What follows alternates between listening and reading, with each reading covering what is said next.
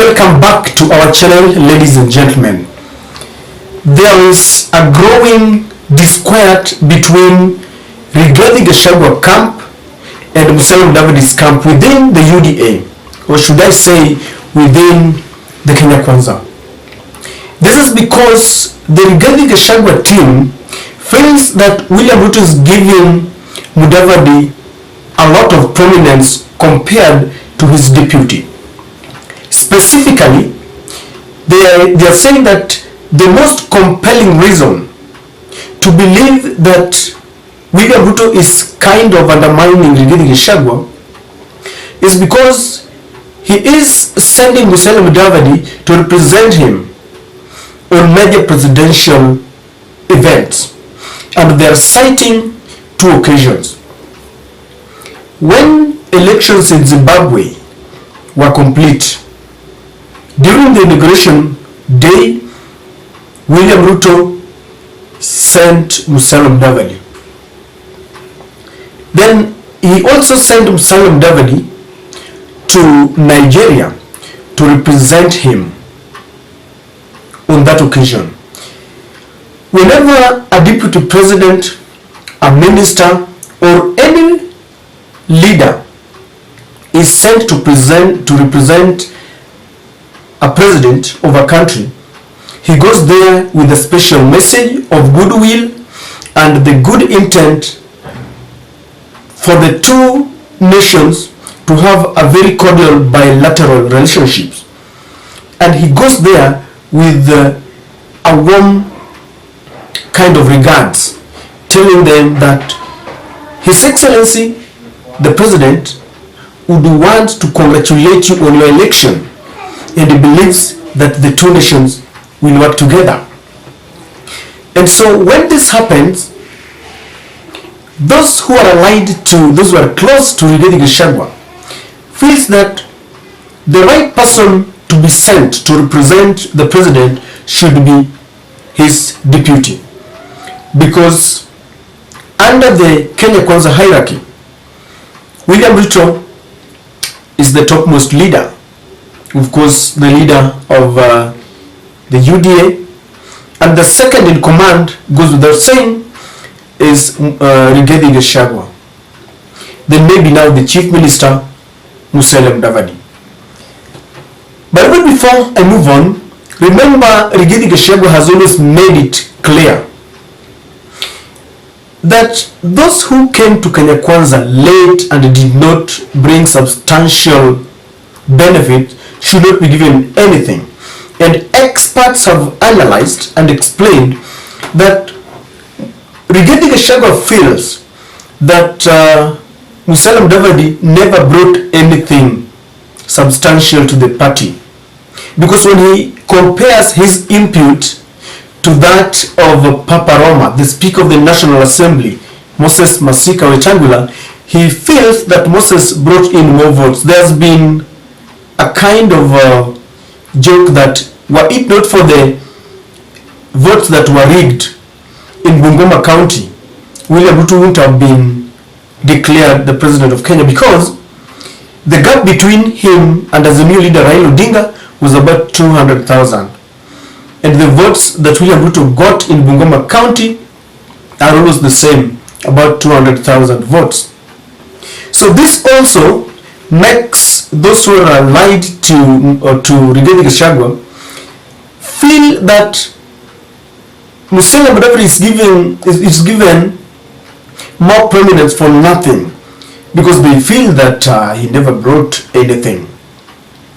I want us to talk about the recent trip to Nigeria, because this is one thing that has really angered the camp that represents Rigathi.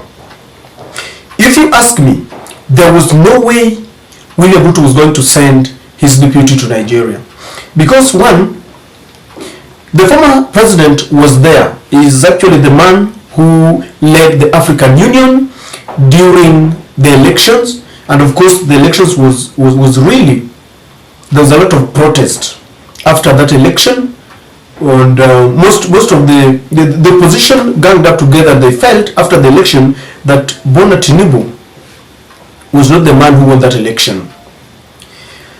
I want you to imagine Rigathi Gachagua being sent and they're going to meet with the former president Uhuru Kenyatta, because Uhuru is there yet as the man who led the observers, the African Union observers. He's got another hat there, he's respected. But the blood between Rigathi Gachagua and that of the former president is very sour.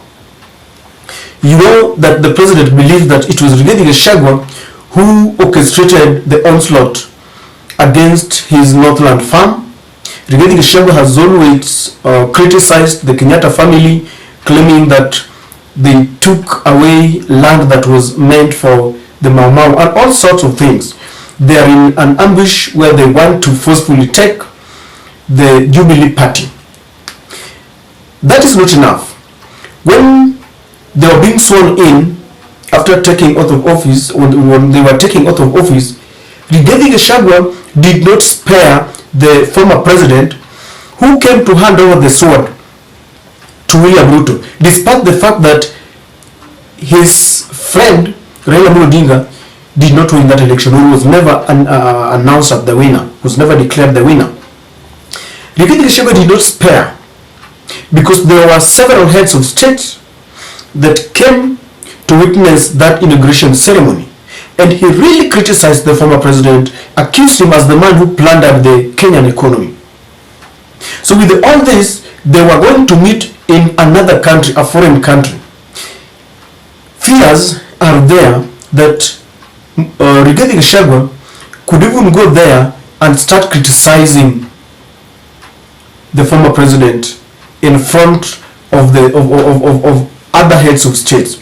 When he's given a chance, he can still just pop up and start criticizing the former president when the president is there. So there were those fears. And that's why I'm saying that I could have not even sent Rigathi Gachagua. His style of politics is very confrontational. Musalia Mudavadi is the direct opposite. He's a bit calm. He does not like confrontational politics. And for this, Musalia Mudavadi was the right man to be sent there. But is there a problem when William Ruto sends another person to represent him? If you ask me, there is a problem. And when he sends Musalia Mudavadi, he is sending a direct message to the Mulembe nation that I like your man. It is a coded message to others that he compares the two. He likes Musalia Mudavadi. Politically speaking, Musalia Mudavadi is a likable person. If you look at the way he plays his politics, I can only compare him to Kalonzo. These are two gentlemen who are likable. They have never rubbed shoulders the wrong way with many people. In fact, there is a general feeling that if Kalonzo today would be given as a new presidential flag bearer, he would get more votes in Central, especially in the neighborhood Meru and Embu and Tharaka. There, the Kalonzo would easily get more votes, and even the Kikuyus, let me just use that term, you forgive me, the Kikuyus who do not want Raila would easily vote for Kalonzo Musyoka. The same thing would happen to Musalia Mudavadi. Musalia enjoys both the support of Raila Odinga and that of Uhuru Kenyatta. So it looks like William Ruto also likes him. He looks like a person who cannot revenge, he cannot betray, and of course together with Kalonzo Musyoka. So when he's sent out there, Rigathi Gachagua understands very well that this is a political opponent. Because when William Ruto is done with what they say, quote in quotes, 2 terms, because that is what the Kenya Kwanza team believes that William Ruto is going to do his two terms, the first term and then the second term. What happened between Uhuru and Ruto might just happen, because from all intent and purpose, it seems that William Ruto would rather choose Musalia Mudavadi he prefers Musalia Mudavadi to Rigathi Gachagua. So he is sending a message to the Mulembe nation. Number 2, he is giving Musalia Mudavadi an international exposure. You see, in leadership, there is a way you can push somebody indirectly without ruffling feathers around. When Musalia Mudavadi goes there, it would be very easy for William Ruto to tell him to give messages to all those other presidents, or you just take an opportunity and tell them that I'm also preparing to take over after William Ruto. Remember, Musalia Mudavadi has held several prestigious positions in Kenya, including the Ministry of Finance. So when he goes there, he's an international figure also to speak. So with this, the camp that is around Rigathi Gachagua really feels that there is a kind of mischief going on, because all the leadership, if you look at how leadership is taken in Africa, you have to sign deals, and especially signing a deal with the international community. And this is why the Rigathi Gachagua camp feels that they are being sidelined for nothing. The last one, you must be very careful with your deputy. Remember how William Ruto as a deputy went and signed a deal against the chagrin of his boss, Uhuru Kenyatta. The same thing can happen again. But those who support Mudavadi are saying that Mudavadi is a leader and has got the capacity to represent William Ruto. And they say that Rigathi Gachagua has got his eyes on the ball, that you can send him abroad and they start signing deals behind you. Because the truth is, the way Mudavadi is being sent, it will be a norm that whenever there is any foreign trip, especially where there is an inauguration for a newly elected president, it will be now a norm that it is Musalia Mudavadi. And then later will be sent to the international community, meeting our international community like the USA and Britain. And with that, William Ruto could easily send them a message that this is the man I want after me.